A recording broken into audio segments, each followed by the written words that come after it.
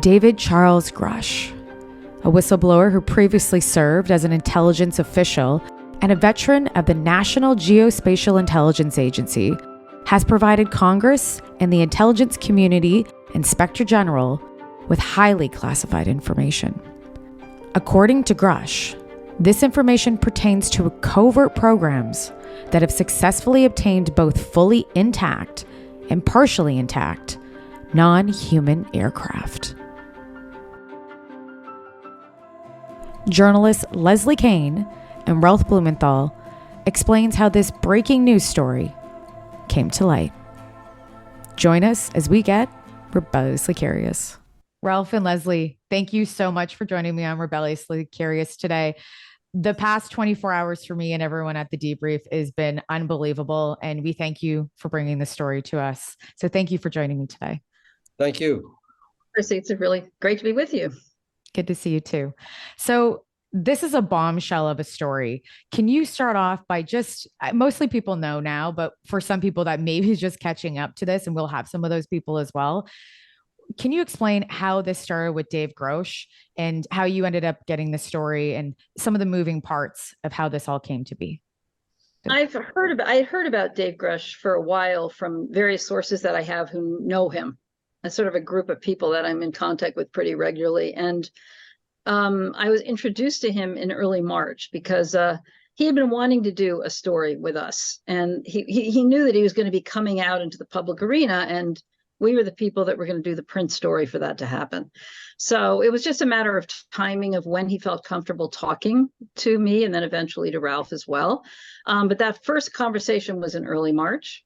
And then it was a matter of us talking to him, learning, getting documents from him. We got a lot of documents from him and learning who he was and what his story was. That was where we started. And then we tried to build the story by bringing in other sources. And there were more people we talked to than actually ended up in the story. We got a lot of support for him and talked to a lot of other people, and then decided, this is kind of the whole thing in a nutshell, Ralph, you can add to it, but then decided which people were going to be included along with him to kind of lend support and add their own independent views on the same topic that he was talking about. I mean, let me say this, that Leslie and I talk all the time, every day, or sometimes multiple times a day on different stories. So we've been talking about, developments in UAP field for months, years, really, regularly. So this just sort of grew out of that. Yeah. And he's making claims of non-human craft and bodies, potentially unknown pilot bodies, he said. Those are some extreme claims with no evidence to date. Can you speak to then, how you came to sourcing that information from him, and then also potentially what it's going to look like in the future if other documents will be released? Because I know he did give you a few, but are any photos or anything else going to come forward, hopefully and potentially in the coming weeks or months or maybe years? I mean, just to start right off, we want to stay away from bodies. I assume you agree, Ralph, because that's not something we talked to him about. That's not something we would ever put in our story. And so if he wants to make that leap with somebody else, which is what he's done, I'm not going to be able to comment on that. And it's just not part of our story. I mean, our focus on our story is on the physical craft. And that's what he talked to us about. And obviously there can never be documents released that are specifically about a specific craft or specific studies done on a craft that reveal anything about locations or pictures. Absolutely not, because they're all classified. We know all that data exists, and that's the kind of information he provided to Congress and to the ICIG, the Inspector General for the intelligence community, and under oath, by the way, he talked to them. So that information is available, but not to us folks who don't have security clearances.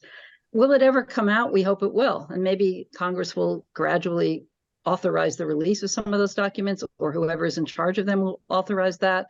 But at this point, they're all very, very closely held and highly protected through these. I just want to add that the amazing thing is that we got so much that we could put into the article that was not classified. And, we got Dave's statements approved, or he got them approved by the Pentagon's Office of, pre-publication, release to clear this information with us. Not, they weren't saying that it was true or not. They were just saying it's okay for you to say this. It's not covered by any, secrecy restrictions. But we got everything that we put in that story on the record and not classified.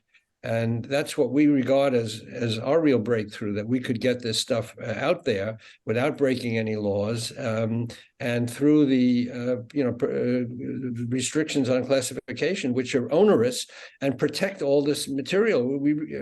So much of this stuff is classified and we don't know about it, but we got a lot of it on the record and usable. Did he end up seeing anything with his own eyes? Because right now, I believe it's just stories that he's heard and maybe potentially hearsay. But did he see any of these documents? Has he been witness to anything that's craft related or, engineering of any type of technology? I wouldn't call it hearsay, first of all. I mean, he has talked extensively, done many interviews with very high level people from inside the programs. And they've given him lots of details. So I think it isn't really fair to call it hearsay. I mean, it's direct communications that he's had with very deeply buried people from the programs themselves and others. And, I don't know specifically what he was shown in terms of whether he's seen photographs, what kind of classified documents he's shown. He has never mentioned seeing photographs.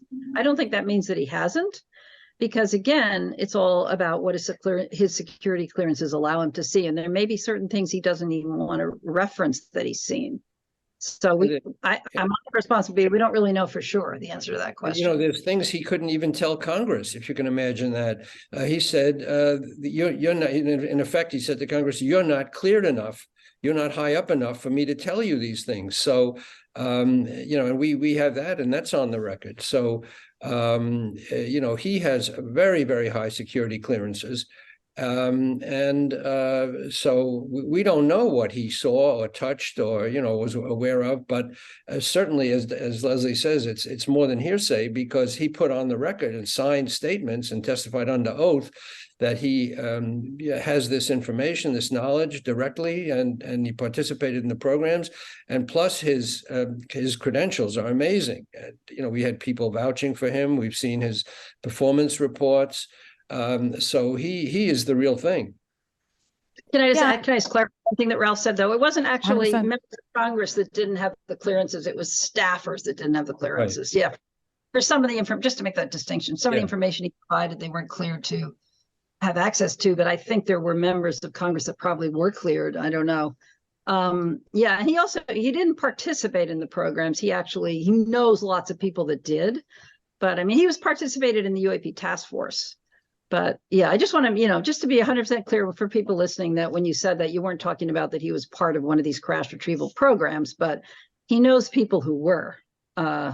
Direct information from them, basically. And he was part of the UAP task force. And of course, we don't know to what extent the task force, what they have access to and aren't telling us either. So, and that's where he did a lot of his work when he was employed there. So, there's always this big wall around what's classified and what isn't. We only know a small percentage. What was it that Lou said, Ralph, about we only know maybe, 10%? Tiny percent. Incredibly. Yeah, the 90% of what we know is not available to the public, or some huge number like that. And should be. We should talk about this later on, that this belongs to people of the world. I mean, apart from any direct national security data, which is probably, you can say, well, that's arguably secret and ought to be classified. But as we say in the article, but the fact that these objects have been retrieved and exist and all that, that's not giving away any national security secrets. That is information that belongs to humanity.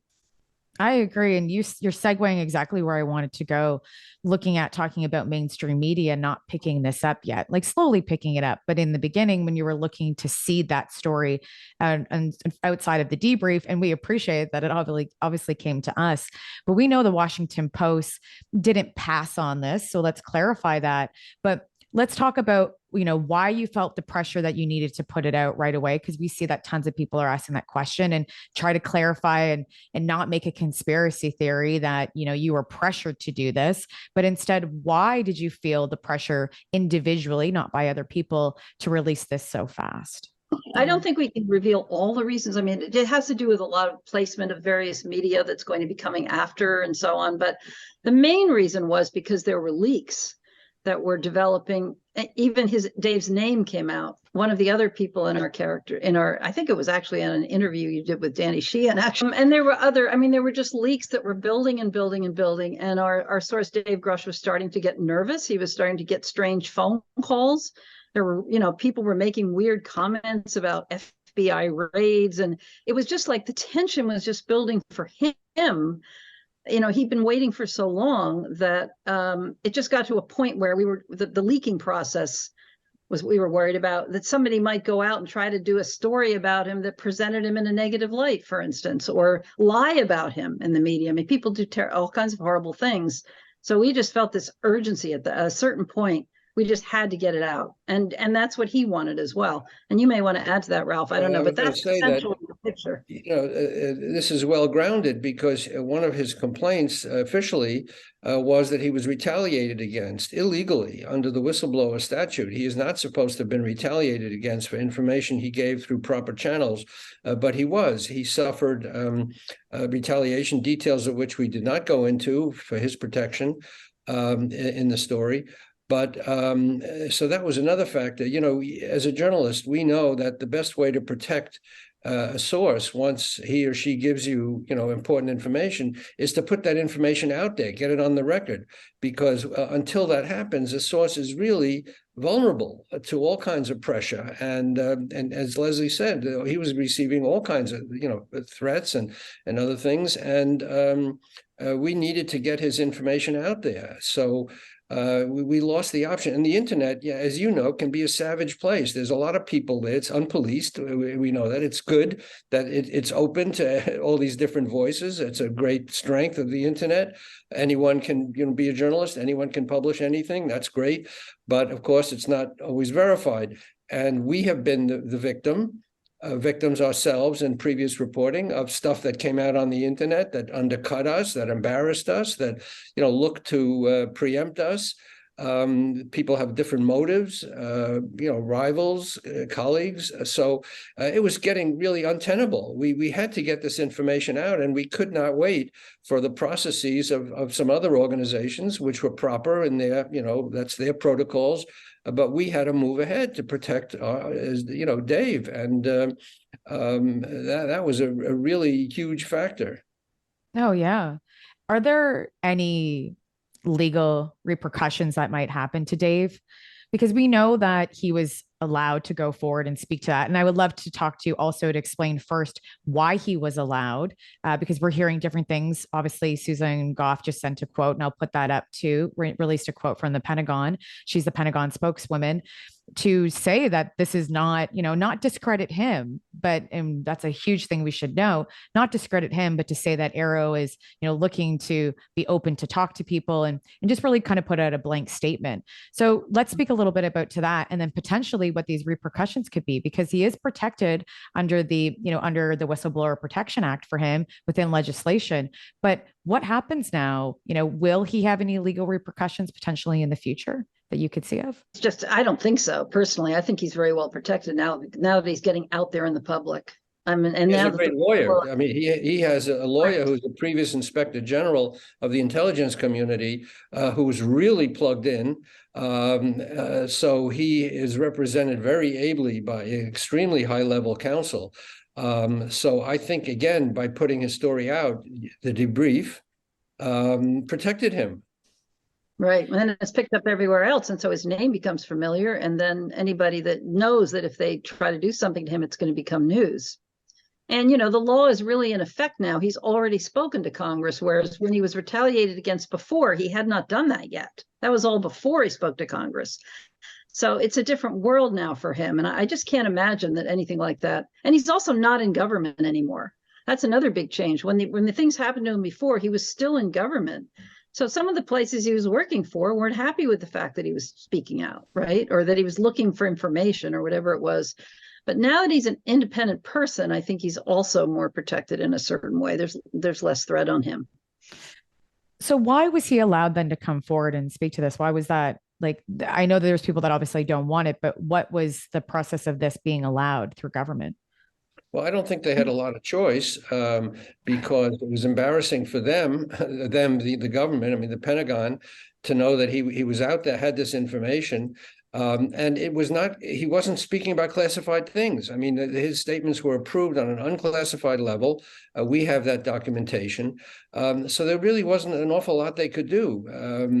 And properly so. I think, we're in a free country. We have freedom of speech. We're allowed to say certain things as long as we don't give away national secrets, classified information. And again, this was information that was so basic and so earth-shattering, about retrieved craft, that there was really nothing they could do to stop him. There's nobody that either allows him to do anything or not allows him. He's a private citizen. I'm glad you clarified that, because I know a lot of people are saying, if the government's saying that he can, and it's just a weird place right now where you have like Susan Goff saying one thing, and obviously there's other stuff going on where people are saying that he can go forward in the government and have those conversations. I mean, there's nobody controlling him or telling him what to do. He left government in I think it was on April 7th. So it's good. He makes for himself what he's doing, And he knows the constraints against him, just like, Lou Elizondo, when we talked to him at great length, he knew what he could say and couldn't say. And he put a lot of stuff on the record that he was allowed to say as a citizen. And he withheld a lot of stuff that he didn't tell us because it was covered by, classified restraints and protections. So we've encountered this situation before. Now, the whole conversation about whistleblowers, we've heard there's multiple, obviously not just one right now with Dave, but does this open up the floodgate then for whistleblowers to come forward? But I asked that, and I would imagine that would be a yes. But when we look at whistleblowers, there's variations of different stories that will generally potentially come out. How do we vet those stories to be true? Because anybody could make up a lie or create misinformation or forms of disinformation that turn into misinformation. How do we vet that? And what is that process going to look like? And are we doing that as people, or do we have to look to the government to help us do that as well and maybe work together? Well, I mean, I think, first of all, we have to make a distinction between a whistleblower and a witness. So a whistleblower is somebody who's actually accusing the government of wrongdoing.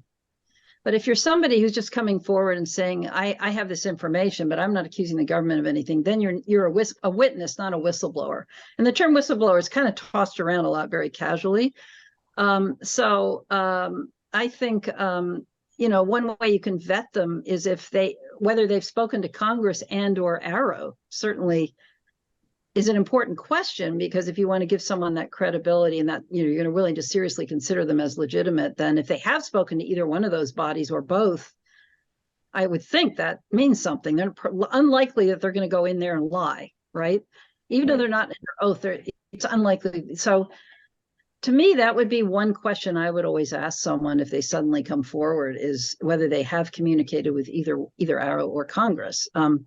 And other than that, all you can do is ask for documentation and do in-depth interviews to try to assess the veracity of what they're saying and try to get other people to corroborate that and talk to other people who know that person.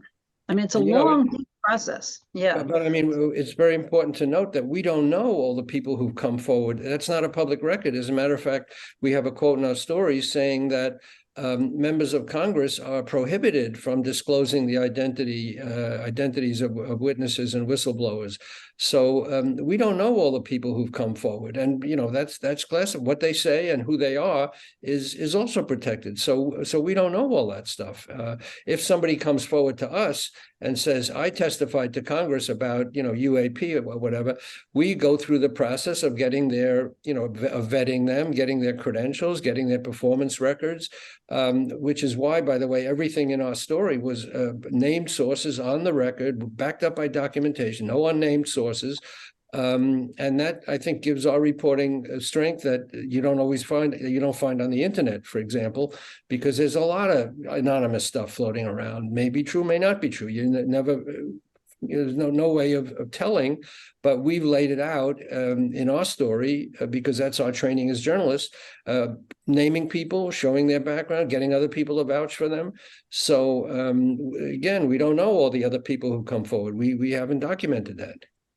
And I think hopefully we'll see more people coming forward in the next again, weeks, months, years, and with their stories. And hopefully then, we can make hopefully they're credible stories, and we can have evidence, to back those as well and move forward, and mainstream media picks it up. Sorry, say it again. No, I was just saying absolutely, and I think that should happen. I think Dave's just going to be starting the ball rolling, and hopefully others will be encouraged to come forward. Absolutely, he's given strength to other people, and I think he lit a fire under Congress, because he's basically said, Congress, you have been lied to, you have not been told the truth, and here is the truth. We have that in our story that he has basically told Congress that they have not had access to the information that they legally deserve to have about UAP. So maybe now, little by little, this fire will be lit. Other people will be emboldened to come forward, and that I would guess that would be the case. We look at other potential whistleblowers from the past in the early 80s, and we'll look at Bob Lazar, obviously, as being one. And this might be a direct question, and kind of direct question, but is Dave the new Bob Lazar? Would he be considered that? Because right now that's kind of what people are saying or hearing. There's similar things to what he's saying. Exactly. And does this corroborate Bob Lazar's story?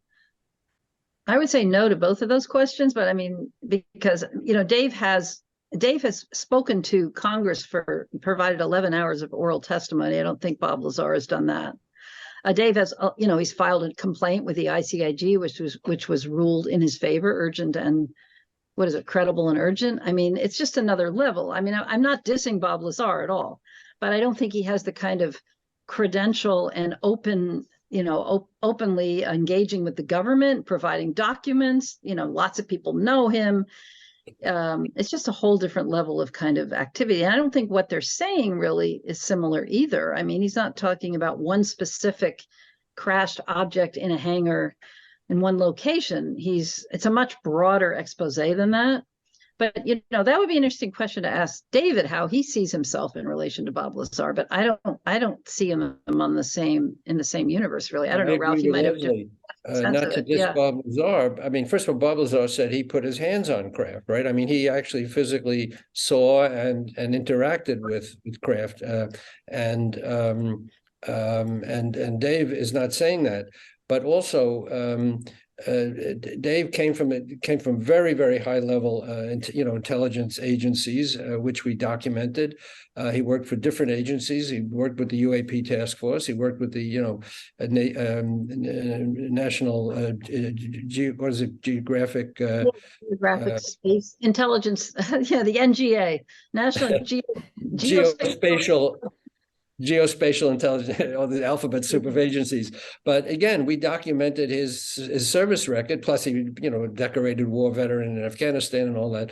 So, we choose to feature the stories of people who we can document fully. They not only have very important information, but whose bona fides we can, document really very compellingly and get other people to vouch for them. So I'm not saying that, who we didn't feature because they didn't measure up to that, but Dave does measure up to that. And Lou Elizondo did measure up to that when we featured him in the New York Times. So these are the people, we hear lots of stories all the time. As I said, Leslie and I talk all the time about, where we're going to go in our reporting, but we tend to, try to put our efforts on those cases where we are, just fully able to document their service histories and their information. And I think an interesting question would be whether Bob Lazar is going to go provide testimony to Arrow, say. I mean, why wouldn't he do that? I've asked the same question on some of my podcasts as well. Is Bob Lazar going to do that? And I hope he does. I really do. And we'll see. I think that shows his level of credibility if he decides to go on the record and testify. So yeah, I think you're right. Yeah. But I'm not second guessing him. I mean, if he doesn't, I'm not saying there's anything wrong with that. I'm sure he would, he has all kinds of reasons for what he does. I'm not trying to draw judgment at all. Everybody has to make their own make their own call on this. And it's obviously extremely difficult to come forward. Dave, really risked a lot to do that, to come forward on the record. So not everybody's willing to do that, and we're not judging those who don't, but we certainly like to, give credence and attention to those who do. Avril Haines is the national director of intelligence. So you might know this or not, but I believe it was last year, a year before, maybe even 2 years ago, she did a talk called Our Future in Space with theoretical physicist Avi Loeb. She did it with some theologians as well. And it also, I forget who else was there. Bill Nelson was there, NASA administrator. So right there was tons of people in the National Cathedral Church in Washington speaking about the concept of what this is going to look like from a theologian perspective and through like a science perspective. Do you think that Avril Haines, and it says, I believe in the article, that she was informed. Do you think that she's actually, and I know that this is all just speculation and just a question that you're not 100% potentially sure, but do you think she knew of this way in advance and was hosting these types of conferences that really on YouTube was only watched about 4,000 people when I watched it? It wasn't nationally broadcast, which I thought was interesting, but it had a really deep conversation, about the theology of this. Do you think that Avril Haines potentially might have known way more, and doing these types of conferences is generally doing a slow trickle of this topic and looking at it from a cultural perspective? I hear this a lot. As a lifelong journalist and New York Times reporter, I do not really believe in these conspiracies, that this was all thought out in advance, that this is, a plot to trickle out the information. I mean, we obviously don't know what Avril Haines knew or didn't know, but I tend not to believe that the people who assert that our story was planted, or that, people leaked this to us at a particular time for a particular effect. I know that's not true, because I know how our stories, originate through hard reporting, digging, sometimes chance. So I would tend not to believe that she had some kind of master plan to, plant the seeds at this, conference with Bill Nelson, et cetera. I also want to say, by the way, it's great that NASA is finally in this discussion, because for a long time they were missing in action, but we can take that up later. But so to answer your question directly, I don't know how Leslie feels about this, but I'll tell you, I do not believe that these things are, hand-fed to reporters or plotted long in advance, because we just don't know. How would she know that Dave Grusch was going to, decide to come forward? Who knew that? Anyway, he didn't know it.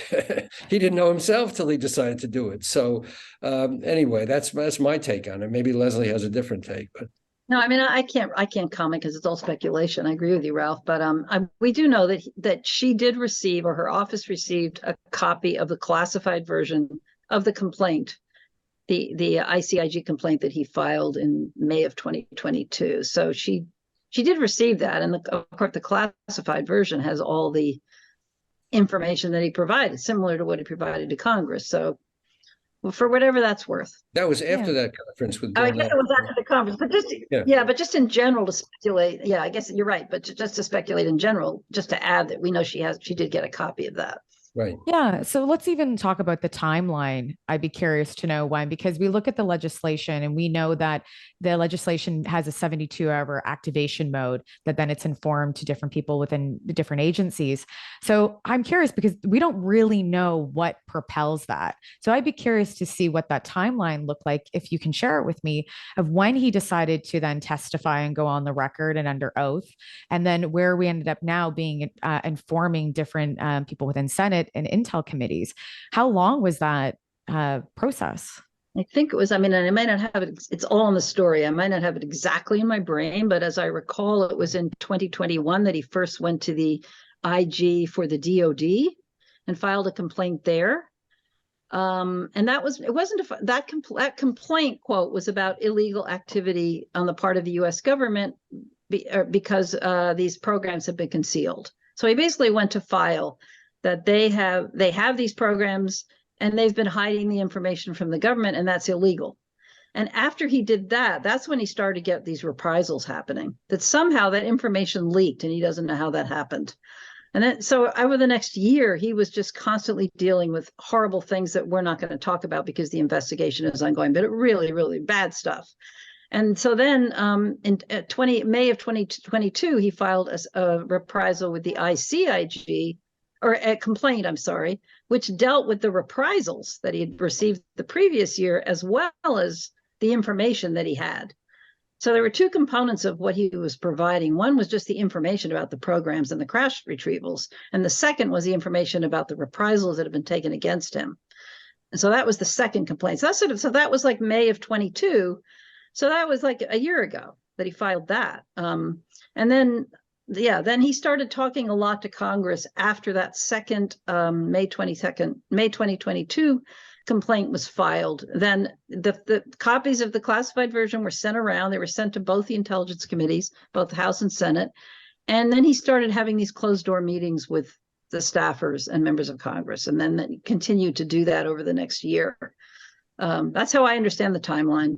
Again, if I got anything wrong, it is in the story. I think that's exactly right, Leslie. And of course, we don't know all the things he told Congress behind closed doors because that's all classified. Exactly. So for the people who say, well, he hasn't provided anything, we don't know we don't know what he provided. That's right. It's classified. But that doesn't mean that it's not important. Oh, for sure. Probably really important. It's just that we don't get to see it. Yeah. And there was a lot of it. I mean, there were hundreds of pages of material that of information that he provided. A lot of information. Do you know how we go about then, since this has come forward, how to classify documents like that? Like, obviously the government it will take some time for that to happen, but how is that even pushed to then obviously come forward? Is it just because of the pressure that's been put on with obviously this story and the amount of pressure that they're going to have to deal with? Or is it something that they're just going to say, we're probably not going to do this and not unclassify any information? Well, that's a good question. I mean, Congress can obviously subpoena information. Congress can obtain information. I guess to some extent they might influence the declassification. I'm not familiar with the all the ins and outs of that process. Who would have to do that? But certainly we hope that our story will embolden members of Congress to do what they're elected to do, which is find out on behalf of the American people what's going on and to open doors that are closed to them. I mean, one of Dave's claims and complaints is that Congress was illegally kept in the dark by the government, by the executive branch, by the Pentagon. So now maybe members of Congress will assert their constitutional rights to be informed about these things. This is money, of course, that is involved here, that belongs to the American taxpayer. So if Congress now demands that some of this information be opened up, that will probably go a long way. Oh yeah, and multiple people would be going to jail. If they release classified information, yes. That's why they can't do it. Or if they withheld information illegally, because that's a crime. I mean, Congress is entitled to certain information, which is Dave's point, and to withhold that information from Congress, that is a crime. Yeah. Right. And they're saying over 90 years, though, that this has been held against the American people and not knowing, that's a lot of people. It's a lot that of time. And, the government has played a very sordid role here. We have to say that, in concealing the truth from the American people. I'm not talking about classified information. I'm talking about basic facts. They've had a government policy through various administrations going back to World War II and earlier to ridicule this phenomenon, to stigmatize it, to pressure the media not to run these stories. And basically, it put a cloud over the entire field, which we still feel today. People are reluctant to come forward. And that's only because the government was afraid to say that we don't know what this phenomenon is. We can't protect the American people from something we don't know, what it is. If they'd only said that, it would have probably encouraged people to come forward long before this. So there's been a long history of disinformation, misinformation, and really, which is, I'm not the first one to say this. But it's a very sad history, and we're suffering the consequences of it today. Is there any possible way that this could be a disinformation campaign? Recruited Dave into a disinformation campaign and gotten all the people like Carl Nell, the colonel who vouched for him, and Jonathan Gray, the other source we have in the story, who vouched for him. You'd have to get all these people together. This is what I was saying before about conspiracy theories, which I don't believe after my career as a reporter. You'd have to get so many people to agree on a story and a fake story and disinformation. It's just ludicrous. Anything is possible. Could you say, is it no, it's not impossible. It's just extremely unlikely because of the way we trace the bona fides of all these people. Yeah, and too many people know Dave Grusch for that to be the case. That's for just, sure. It's too highly respected within the intelligence community for that to happen. And we've seen a lot of people come forward even after the story went live, that people have come forward and have said, how about him, and said many, many positive things about him and his ethics. Has anybody in Congress or government or related to government, not even just obviously media would reach out to you, but anybody that's former government or in government right now has reached out to you in the past 24 hours about this story? We don't talk about that.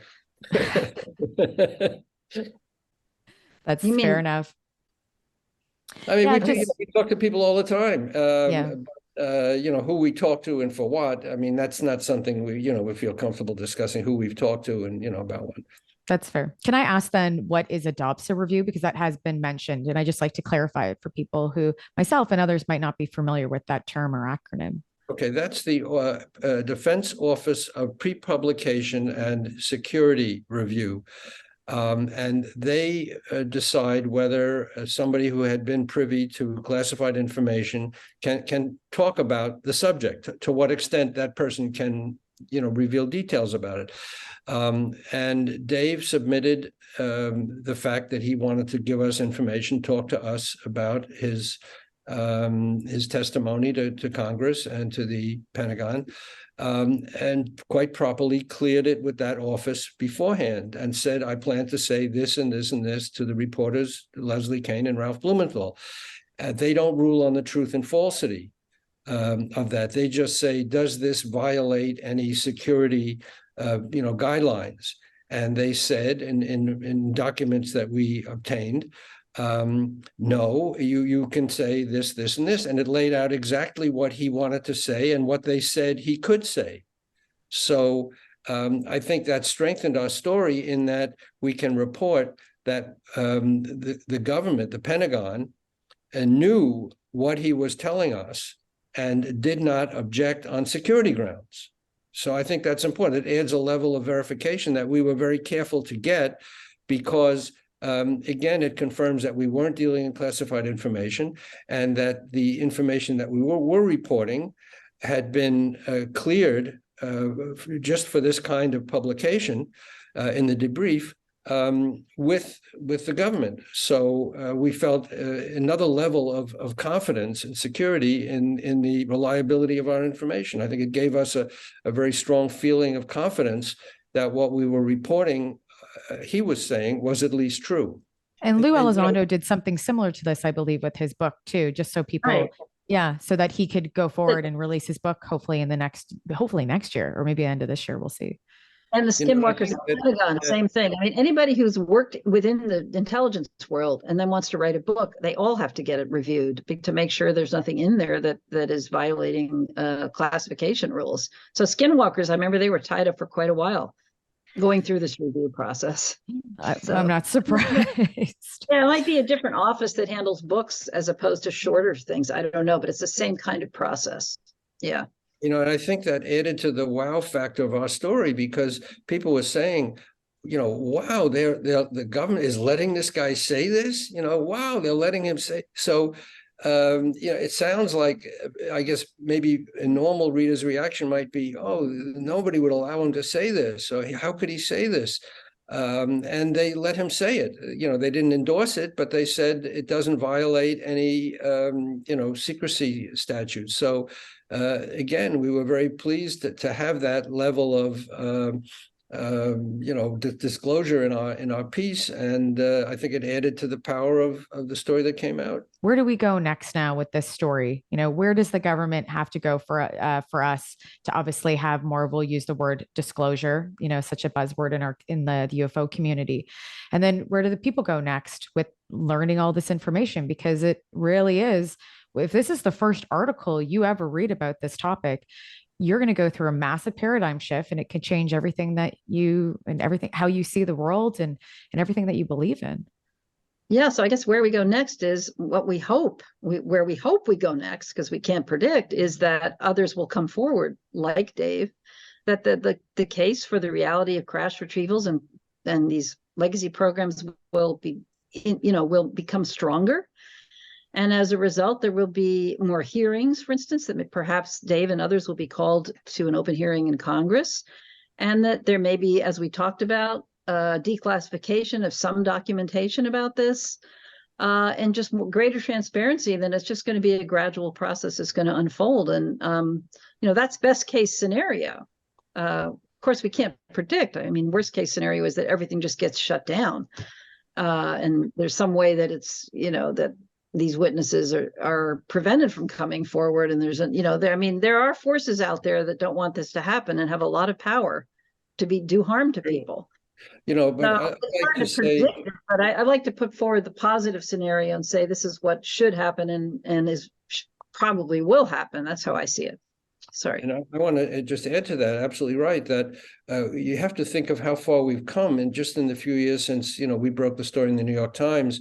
Now the government has officially said that these objects are real. They physically exist. They're not hallucinations. They're not, fly specks on the windshield of, fighter craft. These are true enigmas. They can't be explained by anything we've, understood so far. They operate not only in the air, apparently, but underwater, because they changed the name of the office to the All Domain, Anomaly Office. So these things are operating in a variety of media, air, water, and but they're real. They're not figments of imagination. They're not hallucinations. They're not fabrications. They're not hoaxes. They are something that cannot be explained by our current understanding. And that's only within the last few years, because before that the government was saying, well, these people are faking these reports, or they're demented, or they're mentally ill. And that was the stigma all along. Well, now we've gone beyond that. The government has officially said, in the reports it's put out, that these objects are real. We can't explain them. Some we can explain. A lot we can explain, or can be explained finally by natural phenomena, but a lot we can't. And that's how far we've come. And I think that it's nice to look at the positive side and say, well, we haven't figured it all out. We haven't gotten all the answers by a long shot, but at least we're not back to the days when the government was putting out this and getting away with it, putting out this disinformation and misinformation. 100%. And we're in the right step forward, I think. Thank you so much, both of you, Les and Ralph, to joining me on Rebelliously Curious today. And I can't wait to see what else happens with this article. So again, thank you for joining me. Thank you. Chrissy.